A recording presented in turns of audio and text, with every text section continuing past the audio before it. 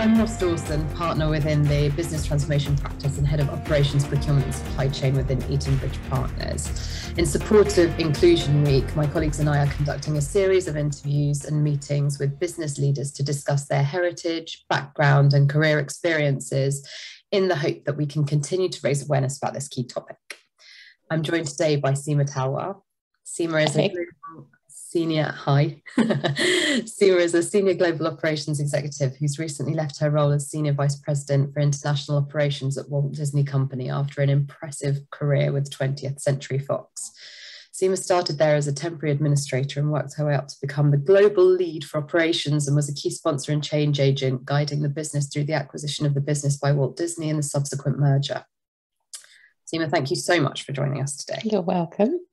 And maybe you could start by telling me a little bit about your background and home setup.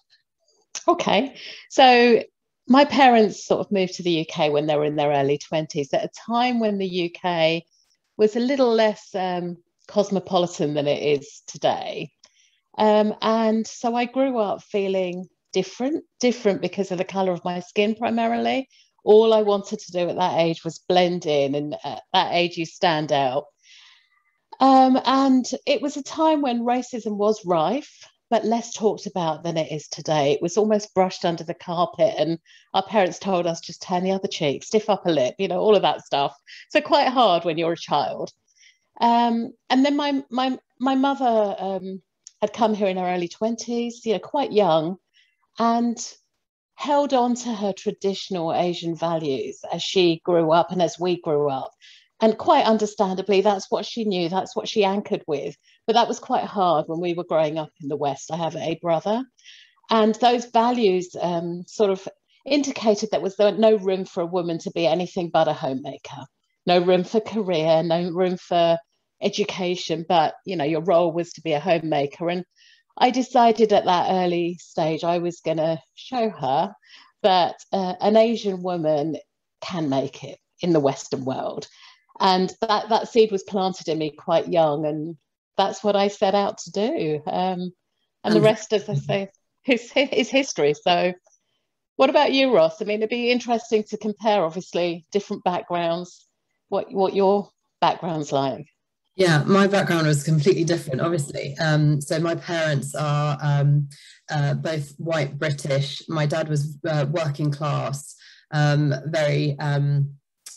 sort of lacking in privilege, a very sort of hard, rough upbringing with a loving family in Bermondsey.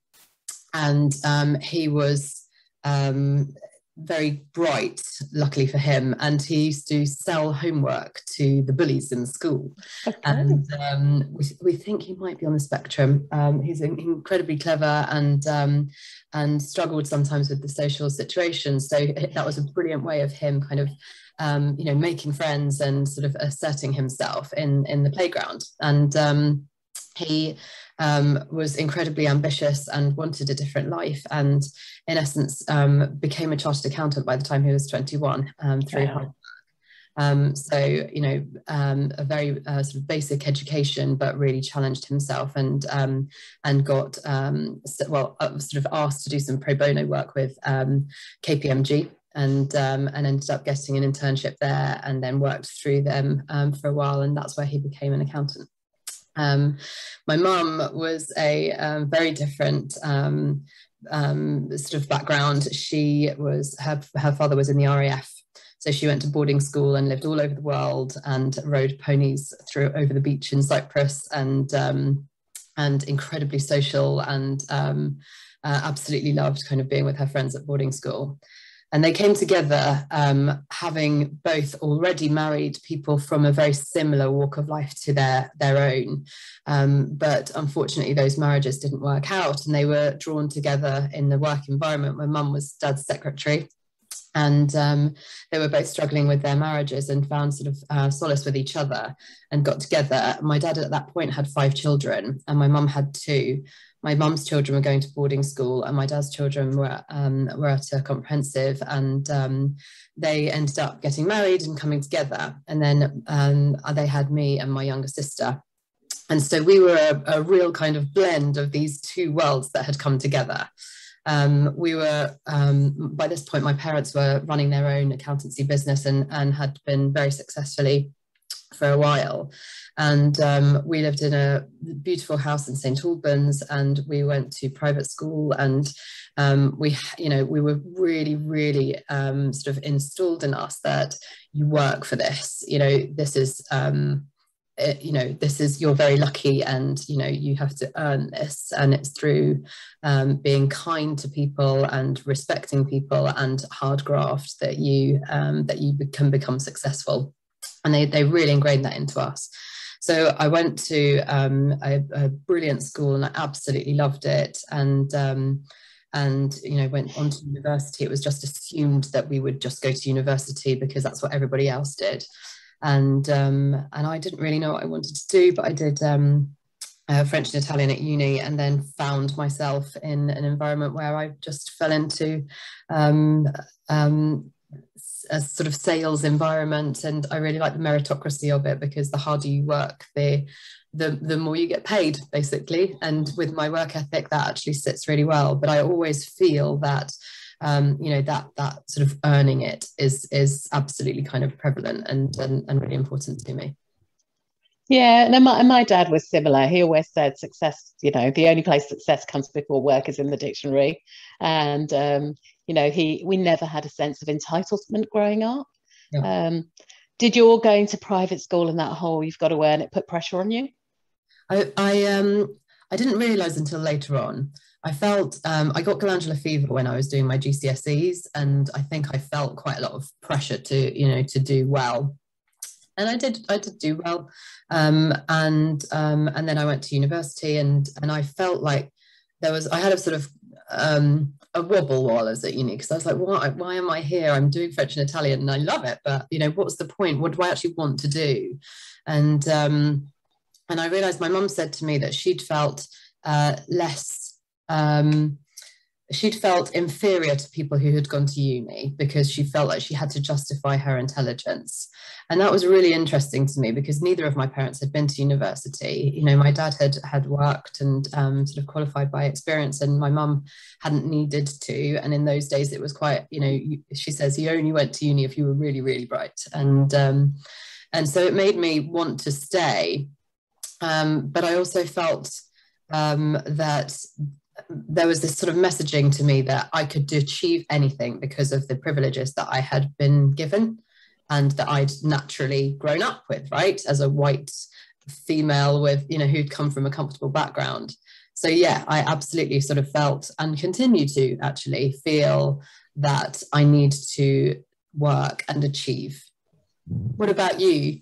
How did it sort of manifest for you? Did you sort of feel that you had to try harder than others to achieve? Did I feel I had to try harder than others? I mean, I felt motivated by my parents' background, because I was so motivated to change that viewpoint. And I understood where it came from. So I wasn't angry about it, but I understood where it came from. And I wanted to demonstrate to future generations that that wasn't the case. So it wasn't so much pressure as motivation. Yeah. And I think it was that adrenaline that kept me going. Yeah. So I can understand why you feel pressure when you've had a privileged background and you feel you have to almost pay back. But I didn't feel that. I just felt very driven. Yeah. And I don't think I really ever felt pressure. I think you're right, in so much as it was coming from me. It was generated by me. My parents just wanted me to be happy. Yeah. But I felt like I had the potential to achieve, and therefore I felt sort of similar thing, that adrenaline to really achieve. And I felt like I didn't have any limits on what that could be. Yeah. So I needed to push myself to see what that could be and what those opportunities were. Yeah. And now my mum tells me she did it deliberately. She did it to motivate me. So maybe she did, but it worked, whatever it was. Do you think she did? No, she didn't, but it's a nice story. It is a nice story. And tell us about your path to become Senior VP International Operations of one of the most reputable film studios in the whole world. So I started at 20th Century Fox straight from my degree. I did a degree in languages and business. And you know what? I just simply worked hard, remained authentic, and climbed the career ladder step by step. I didn't go in at the top. I didn't jump a few rungs. I just moved up step by step. And learned a lot along the way. I was fortunate that I worked for an amazing organisation that nurtured talent and empowered us to be the best we could be. And so that helped. And also, you know, I had a husband who really supported me. I mean, in the last few years of my job, I was traveling 50% of the time. That's hard when you've got three children like I have. So unless you've got a partner that fully supports you, I don't know that you can do it. But my husband fully supported that. And, you know, it was a step-by-step progression. And if you don't mind me picking up on a conversation that we'd had previously, I think you mentioned that your husband was receiving some discrimination or some sort of negativity because he was supportive of you and your career. Can you tell us about that? Yeah, and again, from the sort of the more traditional Asian background, because of those traditional views that the man's place is to go out and earn a living and the woman's place is at home. And, you know, people would look over the fence from the other side of the world and see something that was different to what they knew. Mm-hmm. And you understand it again because it's what they know. But there was a little bit of, well, why is he, you know, more with the kids? Why is she out working? There was a little bit of judgment. But our view was it's our life. It works for us. So we sort of didn't let that bother us. But yes, it did happen. It's interesting, actually, because my dad is a Mormon. And within the Mormon religion, they also believe that the woman is the homemaker and then the man provides for the family. And I was brought up in both Church of England and Mormon religions. And so the messaging that I was receiving was that I should be, you know, focused on how to please my husband and how to look after the home. But even, you know, at 12, I knew that I really, really wanted to have a career and that was really important to me. And I remember just feeling really conflicted because I was thinking, my dad's sending me to this church, but he's teaching me something really different. And that's to go out and achieve and never be reliant on anybody else. So I hear that about, you know, that sort of, you know, the messaging and that kind of receipt of your position and how that manifests for you and how it sometimes it ignites more fire in you to achieve that. Yeah, absolutely. In hindsight, would anything have made it easier for you? Myself, I think. I mean, you said it earlier, you put pressure on yourself. I think we all do that, particularly as women. And diversity isn't just being about female or being Asian or whatever. Diversity is a lot of things, right? But those are the most obvious diversity factors. But I think it was me, you know, I mean, I'll give you an example. When I came back from maternity leave, I almost felt I had to be better than my male peers just to stand still. That wasn't them telling me that. That was me telling me that. Yeah. And not having pictures of my children around the office because I thought I'd be judged for that. Again, no one said that. It was something that I'd got into my head. And I think I could have been easier on myself. Yeah. I'm not sure anyone made it harder for me. I think I made it harder for myself. Yeah. But it's an interesting one, isn't it? Because it does sometimes feel like, you know, we're sending these messages to ourselves, but we're not stupid women. We're not doing that for no reason. You know, it's because there is still a way to go with that, right? And we're just sort of finding our path and we're trying to make things as easy as possible for ourselves to achieve. Yeah. And pleasingly, it sounds like you had, you know, some great support around you. What help did your sort of employer provide at the time, if any? I mean, it's hard to say because I never felt 20th Century Fox were great as a company. I never felt different. I was one of the team. I was judged on the work I did, the contribution I made. But I have seen it. I have come across it. You will always get individuals in every organisation that are old school in their thinking, or you'll come across clients or partners that you work with that are old school. But you know, as I said before, diversity to me isn't about me being a woman or me being Asian. It is about thought leadership and everything you can bring to the table. It's so much more than what you see. And I actually think I was very lucky to, and hence why I stayed 25 years, very lucky to have landed in an organisation that embraced that. Did you have a sort of role model in the work setting? I had a couple. So my boss in the latter years was the CIO of the company, and he was great. He almost believed in me more than I believed in myself and empowered me to just be the best I could be. And that's really freeing when someone's saying, go for it, I've got you. And then our COO was a woman, and she was almost my unofficial mentor. She taught me to be authentic, to be the best leader I could be, the importance of people and leading people. And, you know, right down from the top, I mean, our president, you know, created the culture of the organization, and that filtered all the way down. I mean, they say the fish rots from the head, but he really created a culture of diversity and inclusion. And it's a lot of words now, but it's more than just words. And I think we lived and breathed it. As I said before, you'll always get the odd people, but I sort of stayed out of their way. And I did get some remarks, but I just sort of ignored them. Some were hurtful, but you just sort of ignore them and move on. Yeah. So yes, I was very lucky. And how do you think that's shaped your outlook on and focus on diversity and inclusion? I think I've come a long way from the frightened little child who just wanted to blend in.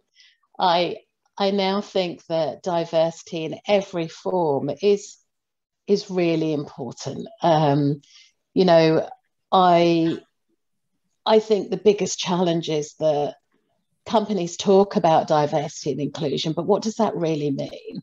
And there's always a subconscious bias. We all have it. So you can have as many policies as you want, as many, you know, rules of engagement, but unless you live it and breathe it, you know, there's a saying by, there's two of my favorite quotes. One is by Gandhi that says, be the change you want to see in the world. And the other is Wayne Dyer that says, if you change the way you look at things, the things you look at change. And I think that's really, really true. So it's more in the limelight now than it ever was, but I'm not sure. It's sad that we're still talking about it, I guess. You know, all these years later, we're still talking about, you know, diversity. So, well, I think it's been fascinating from our seats because we get clients asking us to present a diverse shortlist, and we say, well, what does that mean? You know, and what's the driver around it? What's your interpretation of diverse? Because, you know, we can't ask everybody about all of the protected characteristics. It's not appropriate. And also, like, what's the objective? And we found that, you know, the inclusion bit is just so, it's unbelievably important to the culture of a business, right? And we've been doing a lot around well-being within our organisation. We started an initiative last year, coincidentally just before COVID hit, and we found it absolutely imperative to the kind of retaining the culture of our business over this time where we couldn't be together and we need sort of additional support together. But we've realised that our sort of D&I agenda is absolutely just fully ingrained with our well-being proposition, right? Because ultimately we want people to feel included, and you have to make you have to accommodate various things to enable that. I'm actually classed as disabled myself, and I don't think many people would know that. I have ulcerative colitis, rheumatoid arthritis, and hypermobility Ehlers-Danlos syndrome. And I struggle sometimes to manage that, and stress doesn't help it, of course, but I try and manage it with diet and exercise and stress management. And sometimes I get, you know, I'm in a situation where I'm having a flare up, and to communicate that to somebody is embarrassing, and it's difficult, and it's emotive for me because I don't want to have it. And yet here I am in this situation where I'm actually really enjoying a conversation with somebody, but I can't help thinking about how I'm physically feeling. And to be raising awareness is so important for things like that, right? You know, everybody's coming from somewhere where they've got something, whether it be, you know, mental health or mental health issues, or you know, physical impairment or something like that, and that can it's so enormous, and it's just about being kind as far as I'm concerned, and it's just about, you know, considering where people are coming from. And I don't mean geographically, of course, here. I mean, you know, what the individual is about, and how to ensure that everybody is heard and received, in essence. I do, you know, what do you have any ideas about what steps you feel that employers and employees could take to enhance awareness about diversity and inclusion? It's really hard because I don't know how you get rid of the subconscious bias. Yeah. You know, you said it earlier, Ross, that you get a lot of companies saying, give me a diverse list of candidates. But we all know that people then gravitate to people that think like them or act like them. And it's hard. It's hard to get rid of that subconscious bias. I think companies need to stop talking about it and just make it part of their culture. Now, I know that's easier said than done, but I really think that's important because you see it on every, and you know more than I, every job advert you look at says diversity and inclusion is important to us, but you've got to feel that when you're in that interview or in that job. And I'm not sure that always comes through. And then how do you know, there's some, as you said, you know, you're classed as disabled and not many people would know that. I wouldn't know that looking at you, right? But so it's a less obvious factor. How do you get those things across? How do you walk in somebody else's shoes and think, well, maybe there's something going on here? I don't know the answer to that. I think it's keep chipping away at it, being aware of it, being aware of those biases, and looking around the organisation and saying, are we all clones of each other, or do we need to add something different here? We've made a pact internally that we'll call each other out on things that we don't think are appropriate.